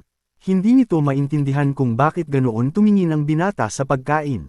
Nang makita ang kilos ni Joha, mainit na ngumiti ang matandang babaeng may-ari ng tindahan. Ramdam niyang gustong-gusto talaga nitong matikman ang mga minatamis na prutas. Kaya magiliw niya itong inalok. Halika, kumuha ka ng isang stick at tikman mo. Pagkarinig noon, agad pinunasan ni Joha ang laway niyang tumulo. Halatang nahihiya siya, magalang siyang tumanggi. Wala po kasi akong pera. Kahit gustong-gusto niya itong kainin. Ayaw niyang tumanggap ng bagay na hindi niya kayang bayaran. Nanatili siyang nakatayo sa harap ng tindahan. Hindi niya alam ang gagawin. Parang ayaw umalis ng mga paa niya. Habang ang mga mata niya, nakapako, pa rin sa mga minatamis na prutas. Sa puso niya, naglalaban ang matinding pagnanais at ang hiya. Sa huli, dumukdok siya sa harap ng tindahan. At tahimik na pinagmasdan ng mga minatamis na prutas na puno ng pag-asa ang mga mata. Hindi niya namalayang nahaharangan na pala niya ang ibang mamimiling gustong lumapit. Nakita iyon ng matandang babae. Muli siyang ngumiti ng may pag-unawa. Walang sabi-sabi, kumuha siya ng isang stick ng minatamis na prutas. At iniabot iyon kay Joha ng libre. Muli siyang tumanggi, pero mapilit ang matandang babae. Ipinaliwanag nitong hindi na rin naman ibebenta ang mga iyon. At itatapon na rin maya-maya. Pagkarinig noon, maingat na tinanggap ni Joha ang ibinigay gamit ang dalawang kamay. Punong-puno ng hiya at pasasalamat ang mukha niya. Same time siyang nagsabi, "Maraming salamat po." Pagkatapos, marahan niyang yumuko. Tinitigan niya ang stick ng minatamis na prutas na hawak niya. Unti-unting lumawak ang ngiti sa mukha ni Joha. Hindi niya iyon maitago. Para sa ibang tao, isa lang yung simpleng merienda. Pero para kay Joha, napakahalaga ng munting reg-along iyon. Wala na siyang inaksayang oras. Agad niyang kinagat ang isang piraso ng minatamis na prutas. Tila ba natitikman niya ang pinakamasarap na pagkain sa buong buhay niya. Pagkapasok ng tamis sa bibig niya, biglang nagliwanag ang buong ekspresyon niya. Napalitan ng purong kaligayahan ang mukha niya. Sa isang iglap, parang naglaho ang lahat ng hirap na pinagdaanan niya. Isang simpleng kagat lang, pero nagbigay iyon sa kanya ng saya na hindi pa niya kailanman naranasan. Lalo pang lumawak ang ngiti niya. Mas matamis pa ang lasa kaysa sa inaasahan niya. Biglang nanlaki ang mga mata ni Joha. Hindi siya makapaniwala. Sa buong buhay niya, ngayon lang siya nakatikim ng ganito kasarap. Tuloy-tuloy niyang kinain ang minatamis na prutas. Halos hindi mawala ang saya sa mukha niya. Ang mga batang nakatayo sa paligid ng tindahan ay tahimik lang na nakatingin. Namangha sila sa tapat na kaligayahang nakikita nila kay Joha. Bihira silang makakita ng taong ganoon kasaya dahil lang sa isang pagkain. Unti-unting nawala ang takot nila. Pinalitan iyon ng ngiti, nang makita nilang sobrang sarap na sarap si Joha sa pagkain. Naantig ang kanilang mga puso. Walang nagsabi sa kanila, pero kusa nilang iniabot ang mga minatamis na prutas na hawak nila. Para mas marami pang makain si Joha. Dahil sa simpleng kabutihang iyon, lalo pang naging mainit ang samahan ng buong nayon. Hindi nagtagal. Kumalat ang balita tungkol sa isang kakaibang binatang kumakain ng puno ng pasasalamat. Isa-isang nagtipon ang mga taga-nayon sa maliit na kainan. Gusto nilang makita ang binatang sobrang pinahahalagahan ang bawat subo ng pagkain. Patuloy na kumain si Joha. Napakarami niyang nakain. Pero bawat subo, tila ba pinakamahalagang pagkain sa mundo. Walang kahit katiting na nasayang. Sa halip na menes, napangiti ang lahat ng nanunood. Hindi pa sila nakakita ng taong ganoon kalaki ang pasasalamat sa isang simpleng pagkain. Para sa kanila, dahil kay Joha, parang naging mas espesyal ang mga ordinaryong putahe. Nang mapansin niyang siya na ang sentro ng atensyon, bahagyang nahiya si Joha, agad siyang yumuko. "Maraming salamat po sa inyong lahat." Pagkatapos ay inosente pa niyang tinanong, "Hindi po ba sobra na ang naibigay ninyo sa akin?" Pero kahit nagtatanong siya, tuloy-tuloy pa rin ang pagmuya niya. Walang tigil ang bibig niya. Dahil sa pagiging tapat at inosente niya, lalo pang gamaan ang buong paligid. Napapangiti na lang ang lahat. Sa unang pagkakataon, nakikita nila ang isang taong tunay na pinahahalagahan ang kabutihan ng napakaraming tao. Sa gitna ng masayang sandali, lumapit muli ang matandang babaeng may-ari ng tindahan. May dala siyang isang set ng malinis na damit. Ayaw niyang magpatuloy si Joha na mukhang isang palaboy. Punong-puno ng pasasalamat ang mga mata ni Joha habang tinatanggap ang regalo. Same time siyang nagpasalamat sa matanda. Nang dahan-dahang umalis ang matandang babae, napansin ni Joha ang malungkot nitong paglalakad. Napansin din niyang puno ng awa ang tingin ng mga taga-nayon sa matanda. Lalo siyang nausisa. Ilang sandali pa, hindi sinasadyang narinig niya ang pag-uusap ng dalawang lalaki. Pinag-uusapan nila ang buhay ng matandang babae. Mabigat ang tono ng kanilang mga boses. Tila ba may sariwa pa silang trahedyang inaalala. Agad silang nilapitan ni Joha. Punong-puno ng kuryusidad ang mukha niya. May problema po ba ang matandang iyon? Nagkatinginan muna ang dalawang lalaki. Pagkatapos, nagpasya silang sabihin ang buong katotohanan. Pakiramdam nila, karapat-dapat itong malaman ni Joha. Ipinaliwanag nilang kamakailan lang ay namatay ang anak ng matandang babae. Bago ito namatay, Nag-iwan ito ng malaking ipon para maging pangkabuhayan ng kanyang ina. Iyon na sana ang tanging pag-asa ng matanda para sa nalalabi nitong buhay. Pero, nalaman iyon ng isang grupo ng mga tulisan. Wala silang kahit katiting na awa. Ninakaw nila ang lahat ng perang iniwan ng anak nito. Pagkarinig niyon, agad nagdilim ang mukha ni Joha. Hindi siya makapaniwalang may mga taong kayang gumawa ng ganoon kalupit na bagay. Ngunit, hindi pa doon nagtapos ang paghihirap ng matandang babae. Ipinagpatuloy ng dalawang lalaki ang kwento. Ang isa pa nitong anak ay agad na humabol sa mga tulisan. Desidido itong mabawi ang perang ninakaw.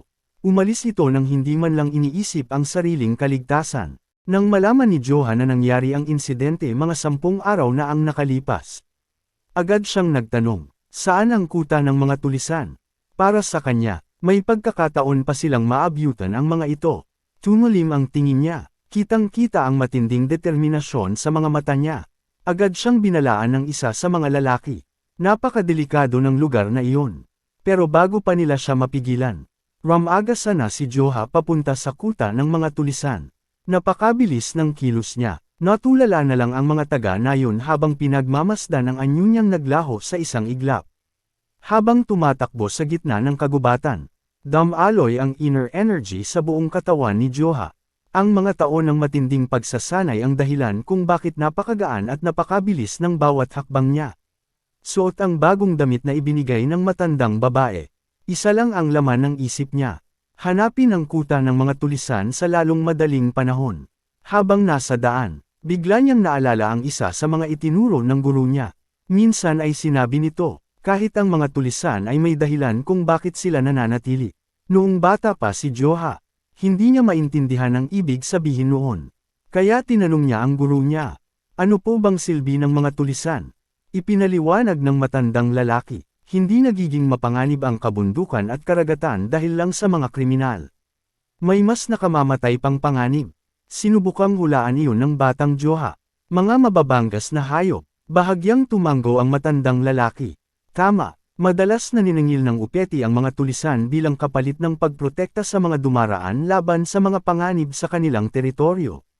Ipinaliwanag din niya na hindi kayang tugunan ng pamahalaan ang lahat ng problema sa bawat sulok ng bansa. Kaya kung minsan, hinahayaan ang mga grupong tulad nila, hanggat hindi sila lumalampas sa hangganan. Pero may isang linya na hindi nila kailanman dapat tawirin. Matigas ang boses ng matandang lalaki habang sinasabi, kapag lumampas na sila sa hangganan, walang awa silang lilipulin, walang dahilan ang sapat para bigyang katwiran ang pagdadala ng paghihirap sa ibang tao. Iyon ang hangganang hindi nila dapat lampasan. Muling nagtanong ang batang Joha. Mas mabuti po bang magbayad na lang ng upeti kaysa labanan sila? Marahan lang umiling ang guru niya. Pagkatapos ay itinuro ang aral na hindi niya kailanman nakalimutan. Hindi ibig sabihin na kailangan mo ang isang bagay. Ay tama na ito, kaya huwag kang gagawa ng desisyon based lang sa sarili mong kapakanan. Pag-isipan mo muna ang lahat ng may malinaw na isip. Pagkatapos ay nagbigay pa ito ng isa pang paalala. Huwag kang basta-basta papatay. Ang paniningil ng upeti ay hindi sapat na dahilan para kitilin ang buhay nila. Kung maaari, turuan mo lang sila ng leksyon hanggang sa sumuko sila at tumigil sa pang-aapi. Muling nagtanong ang batang Joha, pero paano kung gusto nila akong patayin? Sa isang iglap, tumalim ang tingin ng matandang lalaki. Biglang naging mabigat ang buong paligid.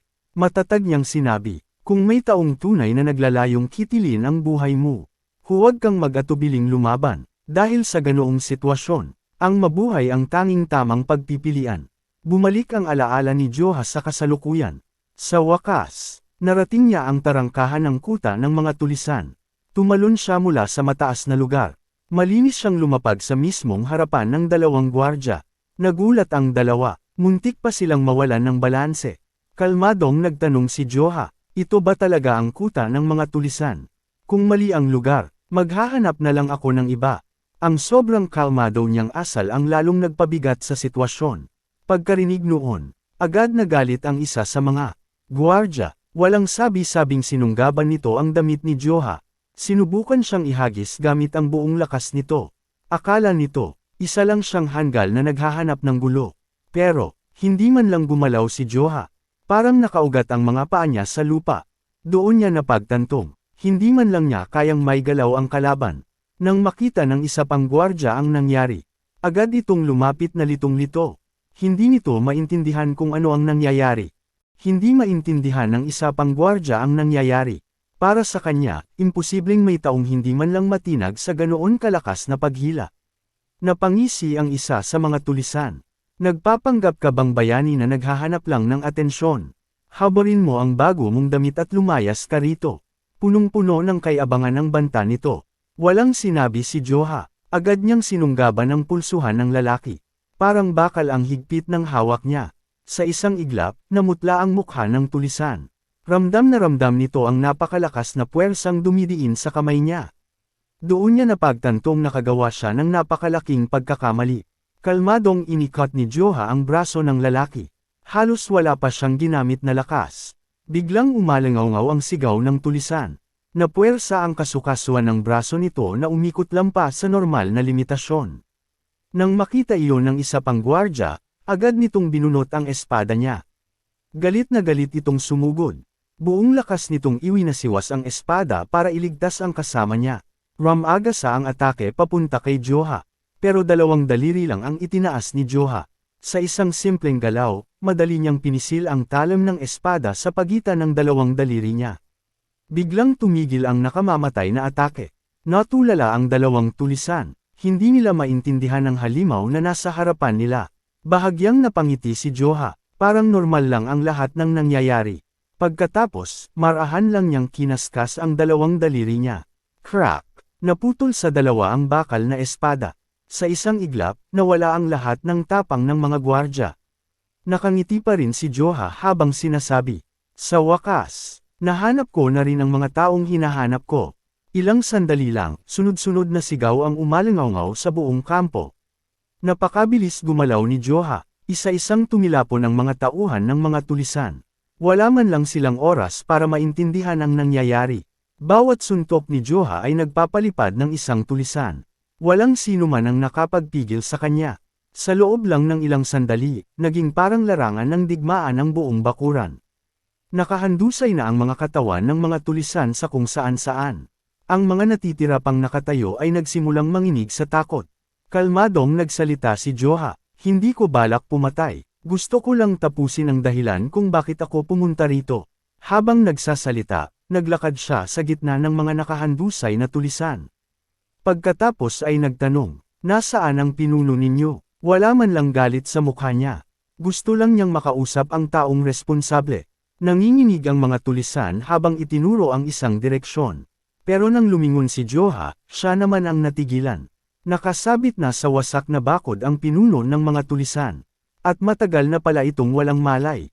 Napakamot na lang sa ulo si Joha. Doon lang niya napagtantong hindi niya na malayang siya na pala mismo ang nakapagpatumba sa pinuno habang nagkakagulo kanina. Ni hindi niya alam kung kailan pa iyon nangyari.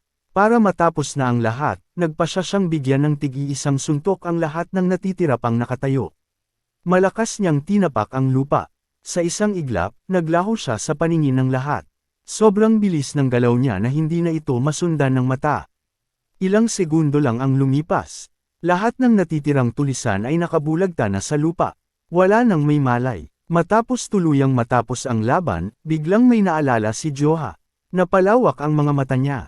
"Teka, naparito pala ako para iligtas ang bunsong anak ng matandang nagtitinda ng minatamis na prutas." Agad nagbago ang ekspresyon niya. Nilaybot niya ang paligid. Lahat ng tulisan ay wala ng malay. Napabuntong hininga na lang siya. "Wala tuloy akong matatanong. Kailangan na niyang maghanap ng ibang paraan." Maya-maya, may naisip siyang magandang ideya. Gagamitin niya ang napakatalas niyang pangamoy. Huminga siya ng malalim. Isa-isa niyang inamoy ang hangin sa buong kampo. Hinahanap niya ang amoy ng taong kailangan niyang iligtas. Hindi nagtagal, huminto siya sa harap ng isang malaking pintuang kahoy. May nagsasabi sa kutob niya na may kung anong nasa likod nito. Walang pag-aalinlangan, itinulak niya ang pinto. Sa sobrang lakas, nagkadurog-durog ang mga kahoy na harang nito. Pero pagpasok niya sa loob, natigilan siya. Sa likod ng mga kahoy na rehas, nakita niya ang ilang taong nakakulong na parang mga bihag. Lahat sila ay nakatingin sa kanya. Punong-puno ng takot ang mga mukha nila. Hindi nila alam kung ang binatang dumating ay tagapagligtas ba o panibagong banta. Pagkakita ni Joha sa kalagayan nila, biglang naging seryoso ang mukha niya. Unti-unting sumiklab ang galit niya. Doon niya lubusang naunawaan ang kalupitang ginawa ng mga tulisan sa mga inosenteng tao. Ang mga babaeng nakakulong ay magkakatabing nakaupo. Nanginginig sila habang hinihintay ang hindi nila alam na kapalaran. Lumapit si Joha sa kulungan. Mahigpit niyang hinawakan ang mga kahoy na rehas gamit ang dalawang kamay. Sa isang iglap, para lang siyang bumabali ng tuyong sanga. Madali niyang winasak ang mga kahoy na rehas. Bumagsak ang buong kulungan. Sa wakas, nakalaya ang lahat ng bihag. Matapos matiyak na ligtas na ang sitwasyon, ninitian sila ni Joha. Lumabas na kayo. Magpahinga muna kayo. Maya-maya, nagtanong siya, may nakakakilala ba rito kay Ushang no Sam? Nagkatinginan lang ang mga babae. Wala ni isa sa kanila ang nakakilala sa pangalang iyon. Habang sinusubukan pa ni Joha na ipaliwanag kung sino ang hinahanap niya, napatingin siya sa isang lalaking nakaupo sa sahig. Bigla itong tumayo, pagkatapos ay lumuhod sa harap niya. Ako po si Ushang no Sam. Natigilan si Joha, hindi siya makapaniwala sa narinig niya. Dahan-daang tumayo ang lalaki. Sinubukan itong pakalmayin ng litong-litong si Joha. Nang tuluyan niyang maintindihan ang sinabi nito, napasigaw siya sa gulat. Ikaw ang hinahanap ko. Hinahanap ko ang anak ng matandang nagtitinda ng minatamis na prutas. Kalmadong tumanggo ang lalaki. Ako nga po iyon. Paulit-ulit na kumurap si Joha. Pilit niyang tinatanggap ang katotohanan iyon. Ilang sandali lang ang lumipas, muli na naman siyang nagulat. Ang bunsong anak na nasa isip niya ay isa palang malaking lalaking may matipunong pangangatawan. Hirap siyang paniwalaang ang mukhang tulisan na lalaking iyon ay anak ng napakabait na matandang babae. Agad na sumiklab ang galit niya. Mahigpit niyang kinuyam ang kamao. Nanginginig pa ang braso niya sa sobrang inis. Naalala niya kung paano araw-araw na nag-aalala ang matandang babae para sa anak nito. Matatag siyang humakbang palapit. Itinaas niya ang kamao niya. Handa na niyang suntukin ang lalaki dahil sa matagal nitong pagpapahirap sa sariling ina. Pero bago pa niya maibaba ang kamao niya, agad siyang pinigilan ng mga babae. Mabilis nilang ipinaliwanag ang nangyari. Si no Sam ang nagprotekta sa amin. Kung wala siya, mas malala pa ang sinapit namin. Natigilan si Joha, nanatili sa ere ang kamao niya. Halatang nagulat siya. Ipinagpatuloy ng mga babae ang kwento. Habang sinusubukan ni no Sam na mabawi ang mana ng pamilya nila, halos mamatay siya, dahil nakita ng pinuno ng mga tulisan ang talento niya. Pinilit siyang sumali sa grupo, para maprotektahan ang mga bihag at hindi sila lalo pang pahirapan. Napilitan siyang mamuhay bilang isang tulisan. Bahagyang napakamot sa ulo si no Sam. Nahihiya siyang tumanggo bilang pagpapatunay sa lahat ng sinabi nila. Tahimik na nakinig si Joha. Pagkatapos ay nagtanong siya. Simula nang mapasama ka sa grupong ito, may nasaktan ka na ba o may nagawa kang masama? Matatag na umiling si no Sam. Hindi po, mula nang madakip ako, wala akong sinaktan ni isang tao. Unti-unting kumalma si Joha, mas malinaw na niyang pinag-isipan ang buong sitwasyon. Maya-maya, muli siyang nagtanong. Bakit ka itinuring na may espesyal na talento ng pinuno ng mga tulisan? Nahihiyang ngumiti si no Sam. Ang pinakamagaling lang po talaga ako ay ang mabilis na pagkwenta sa isip. Pero bago pa siya makapagsalita ulit, biglang sumingit ang mga babaeng kakalaya lang. Punong-puno sila ng excitement, napakahusay din niyang magluto, halos wala ng trabahong hindi niya kayang gawin. Isa pa sa mga babae ang nagsabi, napakaganda rin ang boses niya kapag kumakanta. Napatingin si Joha sa kanila, halatang nagdududa siya, parang samobra na ang mga papuri nila. Samantala, ang mga bagbog na tulisan ay tahimik lang na lumulunok ng laway. Halos maiyak sila sa takot. Lahat sila ay nakaupo pa rin sa lupa. Nanginginig ang buong katawan nila. Wala ni isa ang nangangahas na tumingin ng diretso kay Joha. Kalmadong itinuro ni Joha ang mga ito. Pagkatapos ay tinanong niya ang mga babae. Kailangan pa ba silang bugbugin ulit? Pagkarinig sa tanong na iyon, dali-daling umiling ang mga babae. Tama na po, pakiusap. Same time silang nagpasalamat kay Joha sa pagliligtas sa kanila. Yumuko rin si no Sam ng may matinding pasasalamat. Ilang sandali pa, nakarating na ang grupo sa pasukan ng nayon. Nakaupo siya sa ibabaw ng isang bato. Punong-puno ng pag-aalala ang mukha niya. Patuloy siyang kinukumbinsi ng mga taga-nayon na umuwi at magpahinga. Matanda na raw siya. May isa pang voluntaryong nag-alok na magbantay kapalit niya. Habang nag-uusap sila, may nakarinig ng mga yabag mula sa malayo. Maya-maya, may grupo ng mga taong lumitaw mula sa dilim ng gabi. Agad nakilala ng isang taga-nayon si Joha. Siya ang binatang mag-isang nagtungo sa kampo ng mga tulisan. Ilang sandali lang, nakita rin nila si Nosam kasama ang mga babaeng nailigtas. Nangingilid na ang mga luha sa mga mata niya. Bitbit pa rin niya ang ball ng mana gamit ang dalawang kamay. Pero nang makalapit na siya, iba ang naging pagtanggap sa kanya. Sunod-sunod siyang pinalo ng ina niya. Galit na galit itong pinagsabihan siya. Alam mo ba kung gaano ako nag-alala? Galit ang boses nito, pero halatang may kasamang matinding ginhawa.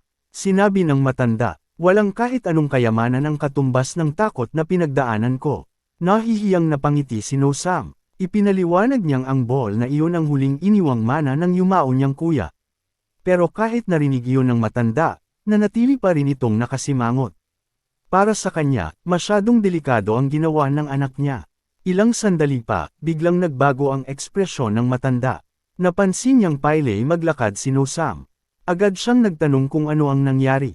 Nang malaman niyang sugatan ang paa nito, agad niyang inakalang ang mga tulisan ang may kagagawan. Muli siyang napuno ng galit. Maya-maya, lumingon ang matanda kay Joha. Punong-puno ng pasasalamat ang mga mata niya. Mahigpit niyang hinawakan ang dalawang kamay ng binata. Maraming salamat. Ibinalik mo ng ligtas ang anak ko. Ngumiti lang si Joha. Wala pong anuman. Hindi naman malaking bagay iyon. Kapalit lang iyon ng isang stick ng minatamis na prutas na ibinigay ninyo sa akin. Biglang napansin ni Joha ang suot niyang bagong damit. Napunit pala iyon sa laban-laban sa mga tulisan. Agad siyang nahiya. Pasensya na po, nasira ko agad ang regalo ninyo. Mainit lang nang ngumiti ang matanda. Walang problema, ipagtatahi na lang kita ng panibagong damit. Pagkarinig noon, nagsalita rin ang mga taga-nayon. Gusto rin nilang tumulong. Mag-aambag sila ng tela bilang pasasalamat sa binatang nagligtas sa napakaraming buhay. Lalo pang naging mainit ang samahan sa buong nayon. Ilang sandali pa, napansin ng matanda ang mga babaeng kakalaya lang. Nakatayo pa rin ang mga ito. Halatang pagod na pagod matapos ang mahabang paghihirap.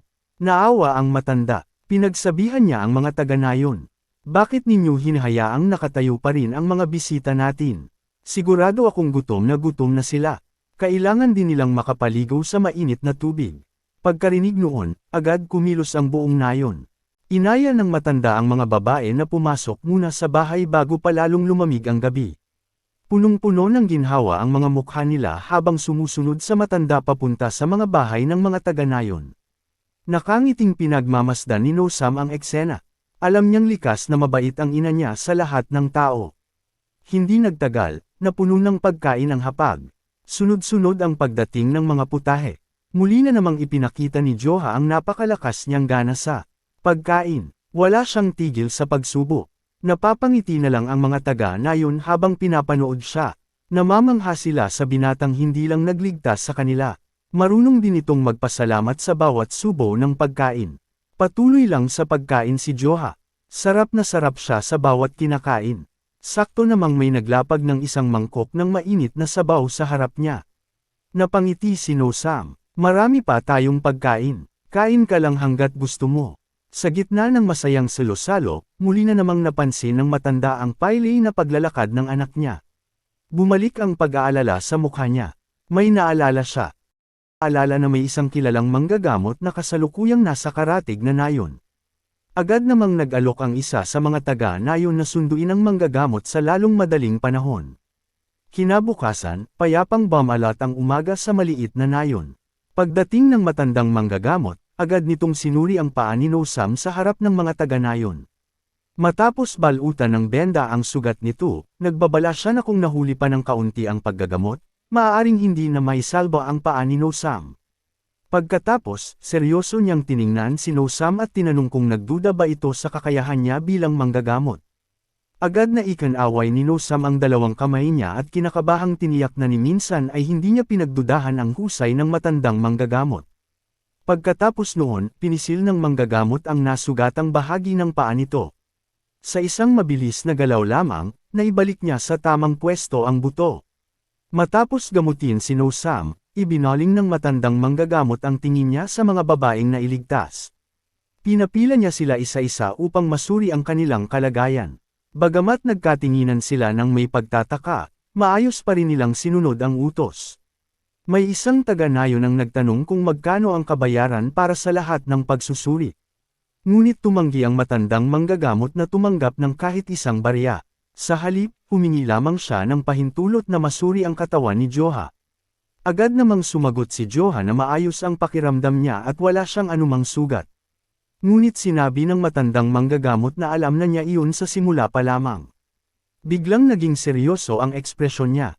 Itinuro niya si Joha gamit ang isang daliri. Ang sumunod niyang sinabi ay agad nagpatahimik sa lahat. Nalitong napatingin ang lahat sa matandang manggagamot.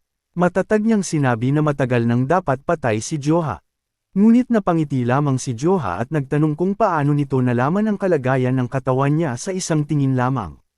Natahimik ang matandang manggagamot. Naisip niyang tiyak na may ibang taong naunang nakaunawa sa lihim ng katawan ng binata. Casual na ipinaliwanag ni Joha na palagi siyang pinipilit ng guro niyang kumilos ng walang tigil at paulit-ulit na tumanggap ng mga suntok sa bawat pagsasanay. Pagkarinig noon, naunawaan ng matandang manggagamot ang dahilan sa likod ng tila napakalupit na paraan ng pagsasanay.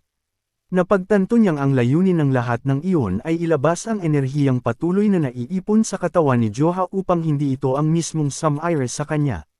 Dahan-daang tumango ang matandang manggagamot ng may matinding paggalang.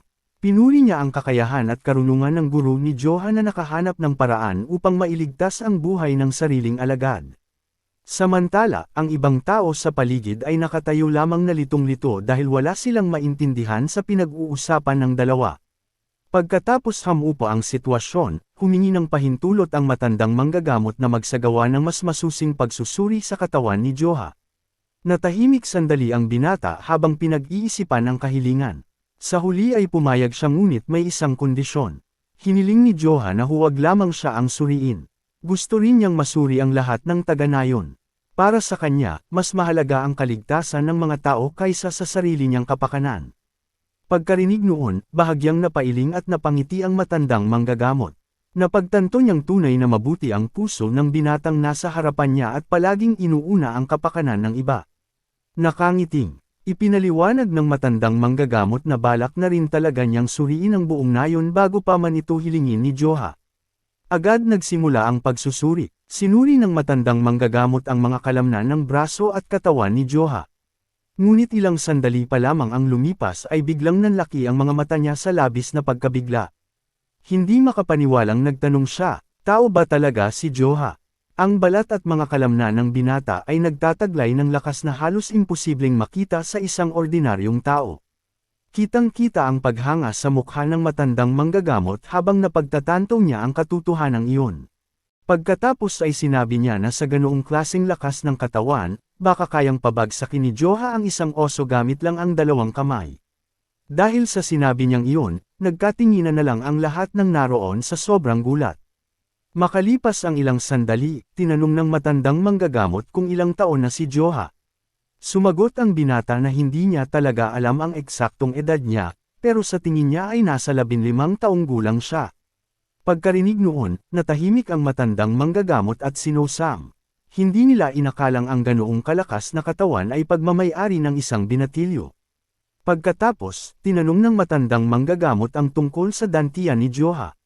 Ngunit ipinaliwanag ni Joha na ulila na siya mula pagkabata kaya wala siyang gaanong alam tungkol sa nakaraan niya. Matapos marinig ang lahat ng paliwanag niya, napabuntong hininga ang matandang manggagamot. Mas lalo siyang naging seryoso at sinabing napakalaking biyaya ang makatagpo ang guro ni Joha. Binalaan niya si Joha na huwag ipapakita ang kondisyon ng katawan niya sa mga hindi kakilala. Ayon sa kanya, ang ganoong kakaibang katawan ay maaaring magdala ng kapahamakan kapag nalaman ng mga taong may masamang balak. Bago siya umalis, naglabas ang matandang manggagamot ng isang maliit na plak ang kahoy at iniabot iyon kay Joha. Dahil sa pag-uusisa, tinanggap iyon ni Joha at tinanong kung para saan iyon. Ipinaliwanag ng matandang manggagamot na magagamit niya ang plakang iyon upang mahanap siya kung sakaling kailanganin niya ng tulong medikal balang araw. Pagkatapos, nag-alok si Joha na ihatid ang matandang manggagamot palabas ng nayon. Ngunit marahan lang itong umiling at magalang na tumanggi. Wala man lang babala, bigla itong tumalon ng napakataas sa napakagaang nagalaw at mabilis na naglaho. Nakatulala na lang sina Joha at No-Sam habang pinapanood ang halos imposibleng liksi niya. Sa loob lang ng ilang sandali, tuluyan nang nawala ang matandang manggagamot sa pagitan ng mga punong tinatamaan ng liwanag ng bilog na buwan. Mula sa malayo, masayang kumaway si Joha habang sumisigaw ng pasasalamat sa lahat ng naitulong nito. Patuloy namang nakatingin si No-Sam sa direksyong nilisan ng matandang manggagamot na puno ng paghanga. Doon niya tuluyang naisip na ang matandang manggagamot ay hindi isang ordinaryong tao kundi isang napakataas ang antas na martial artist. Pagkaraang hamupa ang sitwasyon, ipinakita ni Joha ang plakang kahoy na natanggap niya kay No-Sam. Tinanggap iyon ni No-Sam at maingat na binasa ang pangalang nakaukit dito. Unti-unting nagbago ang ekspresyon niya na para bang may matagal ng alaalang bumalik sa isip niya. Natulala lang siya habang nakatitig sa plakang iyon at hindi makapagsalita. Maya-maya, nanlaki ang mga mata ni No-Sam sa pagkabigla.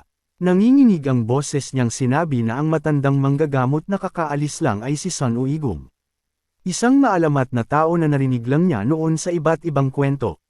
Lalo siyang nakumbinsi at sinabi niyang ang matandang iyon nga ang banal na manggagamot na kilala sa buong mundo ng Merm. Hindi maintindihan ni Joha kung bakit ganoon na lang ang reaksyon ni No-Sam. Litong-lito niyang tinanong kung ganoon ba talaga kasikat ang matandang manggagamot. Agad namang ipinaliwanag ni No-Sam ng puno ng sigla na si Sun Uigong ay isa sa 3 pinakadakilang manggagamot sa buong mundo.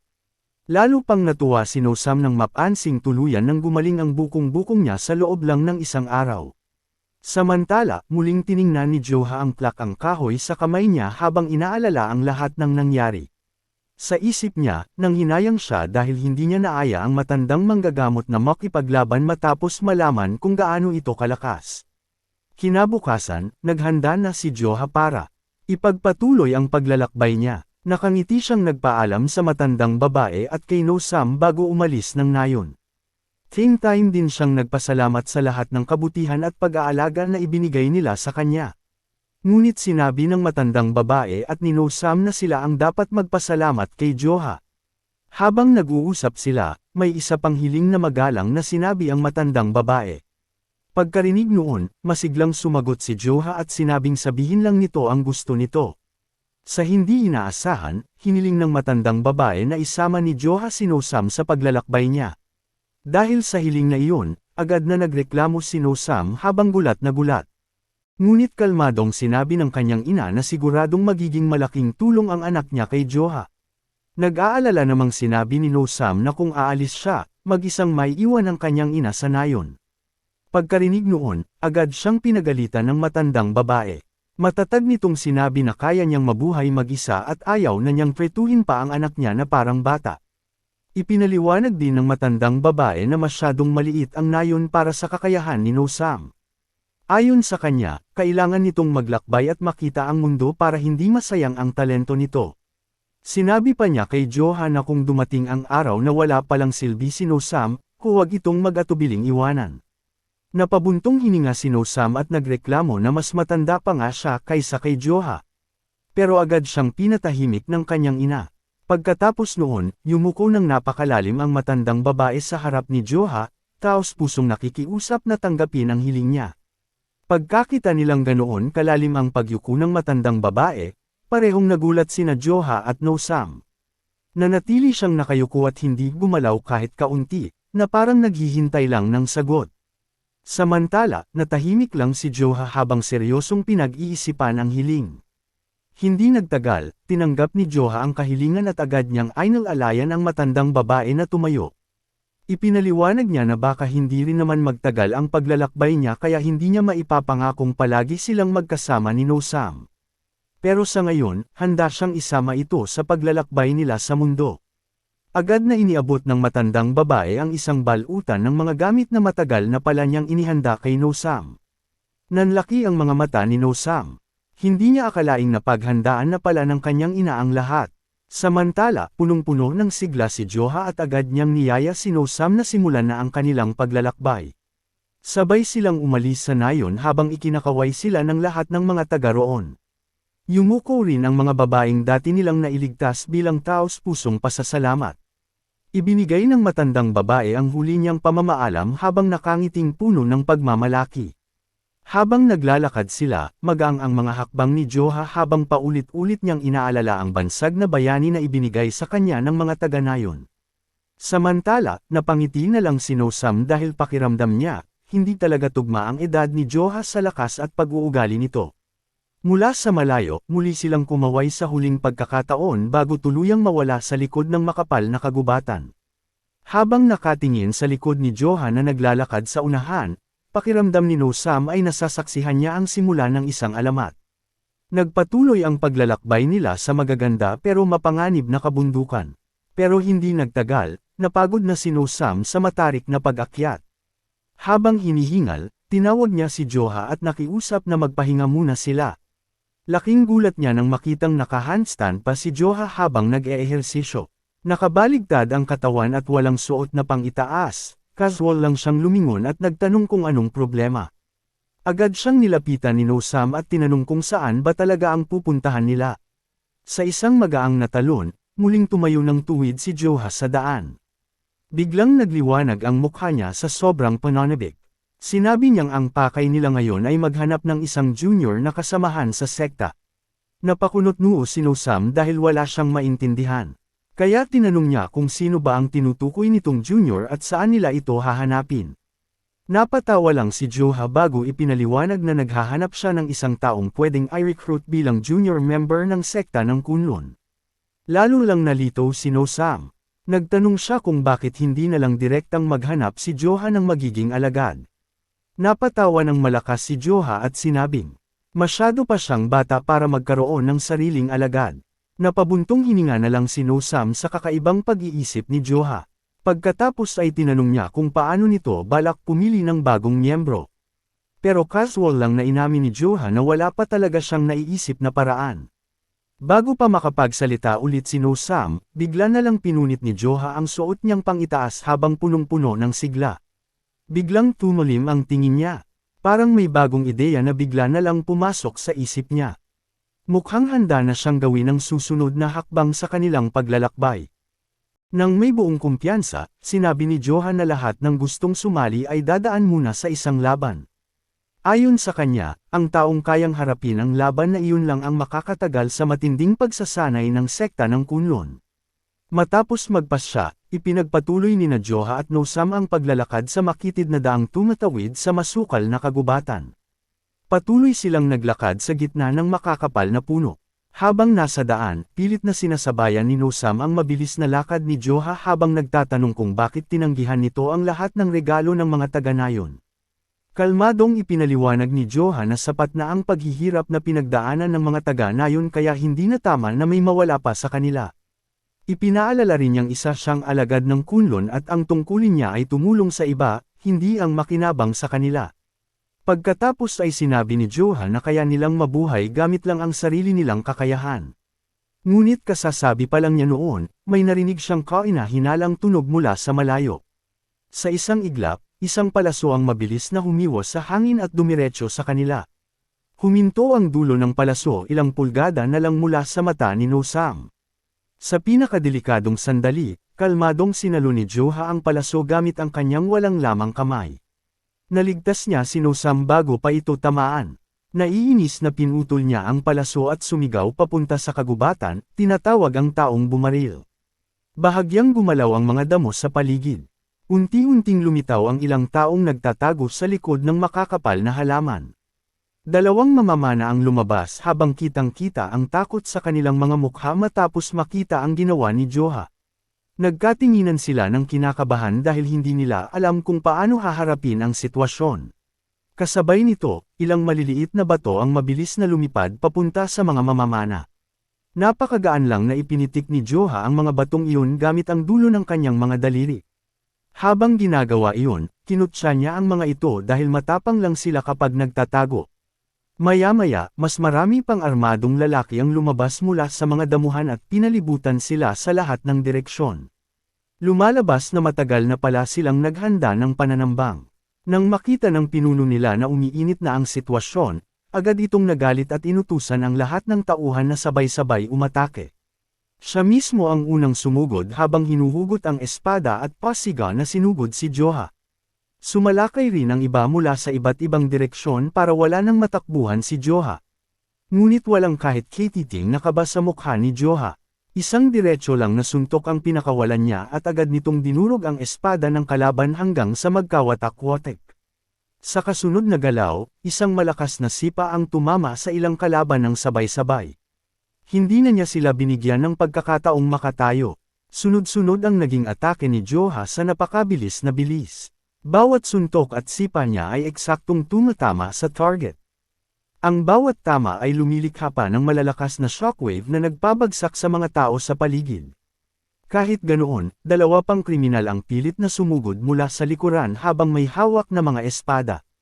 Ngunit mabilis na umikot si Joha at tinamaan silang dalawa sa iisang perpektong galaw.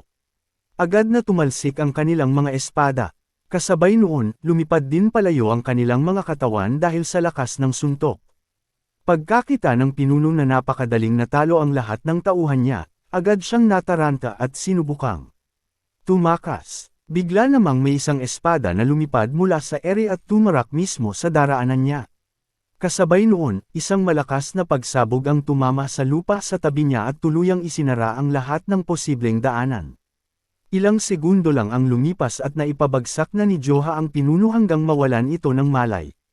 Habang nakatingin sa mga kriminal na nakahandusay sa lupa, naalala niya ang turo ng kanyang guro. Sinabi noon ng kanyang guro na ang mga malulupit na taong tulad nila ay dapat tretuhin na parang mababangas na hayop. Napangiti ng bahagya si Joha nang muling sumagi sa isip niya ang payong iyon. Kahit tapos na ang laban, mukhang hindi pa rin kontento si Joha. Nakasimangot, muli niyang sinipa ang mga kriminal na nakahandusay dahil muntik na nilang masaktan si No Sam. Samantala, natulala lang si No Sam. Hindi niya inakalang kayang talunin ang isang grupo ng armadong kriminal sa napakaikling oras. Lalo pang humanga si No Sam nang makita kung gaano kadaling tinalo ni Joha ang lahat ng kalaban. Biglang huminto si Joha at seryosong sumungot sa hangin sa paligid. Makalipas ang ilang sandali, itinuro niya ang mga puno at tinawag ang mga taong nagtatago roon. Sa likod ng mga damuhan, napatalon sa gulat si No Sam. Ni hindi niya namalayang may iba pa palang lihim na nanunood mula pa noong nagsimula ang laban. Dahan-daang lumabas ang tatlong magsasakang may dalang mga asarol. Maingat ang bawat hakbang nila at puno ng pag-iingat ang mga mukha nila. Pagkakita sa kanila, bahagya lang napabuntong hininga si Joha. Pagkatapos ay tumingin siya sa pinuno ng mga kriminal na wala pa ring malay sa ilalim ng kanyang mga paa. Walang sabi-sabi, yumuko siya at kinapkapan ang damit ng lalaki. Maya-maya, nakakita si Joha ng isang supot na puno ng pera. Wala siyang pag-aalinlangang inihagis iyon sa gitna ng daan hanggang sa bumagsak sa harap ng tatlong magsasaka. Nagkatinginan lang sila sa sobrang pagkalito. Nakatitig ang isa sa supot ng pera pero hindi ito makagalaw. Pagkakita ni Joha sa reaksyon nila, kumaway lang siya ng casual at sinabing kunin nila iyon at umuwi na. Mukha pa ring hindi makapaniwala ang magsasaka na para bang panaginip lang ang lahat. Maingat itong lumuhad at dinampot ang supot ng pera. Mahigpit niya itong niyakap na parang natatakot siyang bigla itong mawala. Ilang sandali pa, mabilis na tumakbo ang tatlong magsasaka habang punong-puno ng pasasalamat at saya. Pagkawala nila sa paningin, agad na hinabol ni No Sam si Joha. Hindi na niya napigilan ang sarili at nagtanong kung bakit ibinigay ni Joha ang perang nakuha sa mga kriminal. Pwede naman daw sana nila iyong gawing baon sa paglalakbay. Kalmadong sumagot si Joha na kahit gaano karaming grupo ng mga kriminal ang matalo nila, hindi kailanman tuluyang mawawala ang kasamaan sa mundo. Naalala niya ang isa sa mga payo ng kanyang guro na hanggang ngayon ay mahigpit niyang sinusunod. Ayon kay Joha, kapag may isang grupo ng mga kriminal na nawasak, palaging may ibang taong mapipilitang tahakin ang parehong landas.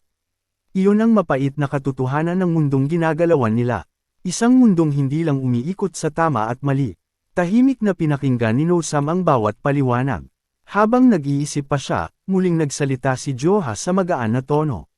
Maya-maya, naglabas siya ng isa pang supot ng pera mula sa loob ng kanyang damit at inihagis iyon pataas. Magaang niya itong sinalo ulit habang nakangiting bahagya.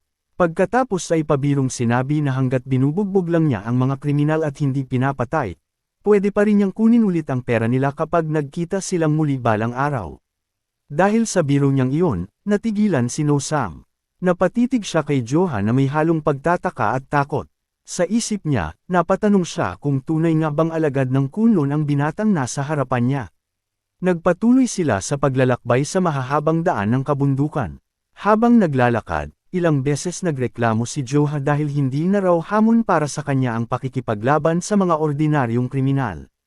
Pagkarinig noon, sinabi ni No Sam na kung ipagpapatuloy nila ang ganoong bilis ng paglalakbay, makakarating sila sa lungsod ng Mudo sa loob ng ilang araw. Pagkarinig pa lang sa pangalan ng lungsod, agad na kumislap sa pananabik ang mga mata ni Joha. Excited niyang tinanong, sa lungsod ba ng Mudo nagtitipon ang mga Ronin? Bahagyang tumango si No Sam at ipinaliwanag na ang pinakamalalakas na mandirigma sa lungsod na iyon ay kilala bilang mga Grand Master. Hindi pa man natatapos ni No Sam ang paliwanag niya, mabilis nang nakatakbo si Joha sa unahan. Pagkarinig na maraming malalakas na mandirigma sa Mudo, agad na umapaw ang kasabikan niya. Tumakbo siya ng napakabilis sa daan hanggang sa magliparan ang alikabok sa likuran niya. Pagkakita ni No Sam sa ugali ni Joha, napabuntong hininga na lang siya. Sa loob-loob niya, nagsimula siyang pagsisihan na sinabi pa niya ang tungkol sa lungsod ng Mudo. Pero pinabilis pa rin niya ang lakad para hindi maiwan ng masyado. Makalipas ang ilang araw, sa wakas ay narating nila ang isang napakalaking lungsod. Nakatayo sa harapan nila ang napakataas na tarangkahan ng lungsod ng Mudo. Samantala, punong-puno ng mga taong naglalakad ang bawat sulok ng mga lansangan. Agad na sinalubong ang dalawang manlalakbay ng masigla at buhay na lungsod. Pagpasok nila sa pangunahing mga kalsada ng lungsod, hindi maitago ni Joha ang kanyang pagkamangha. Palingalinga siya habang pinagmamasdan ng bawat gusali, ang matataong lansangan, at ang lahat ng bagay na ngayon lang niya nakita. Para sa kanya, napakaganda at kapana-panabik ng lahat ng tanawing iyon. Pagkakita ni No Sam sa namamanghang ekspresyon ni Joha, napangiti na lamang siya. Sa isip niya, baka tuluyang mahimatay si Joha kapag nakita nito balang araw ang Shongdo, isang lungsod na mas malaki pa kaysa sa Mudo. Makalipas ang ilang sandali, napunta ang atensyon ni Joha sa mga mandirigmang dumaraan sa paligid nila. Isa-isang sinundan ng kanyang tingin ang bawat mandirigmang may dalang espada, na parabang sinusuri niya ang lakas ng bawat isa. Hanggang sa nagtagpo ang kanyang tingin at ang isang kalbong mandirigma. Agad siyang tinitigan ng mandirigma ng may matalim na tingin. Nang mapansing nagiging alanganin na ang sitwasyon, dali-daling hinailan ni No Sam ang braso ni Joha. Ipinaalala niya na itinuturing na malaking kawalang-galang ang pagtitig ng ganoon sa ibang mandirigma. Agad namang inilipat ni Joha ang kanyang tingin ng walang reklamo. Habang abala ang lahat sa gitna ng matataong lansangan, biglang may isang batang mabilis na tumakbo at nabangga si No Sam. Humingi ito ng paumanhin habang patuloy na tumatakbo ng hindi lumilingon.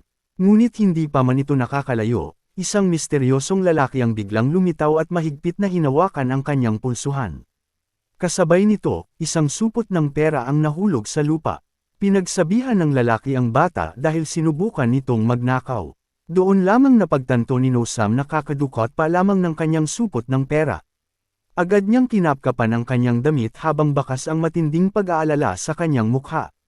Samantala, mabilis na tumakas ang batang magnanakaw matapos makawala sa pagkakahawak ng misteryosong lalaki.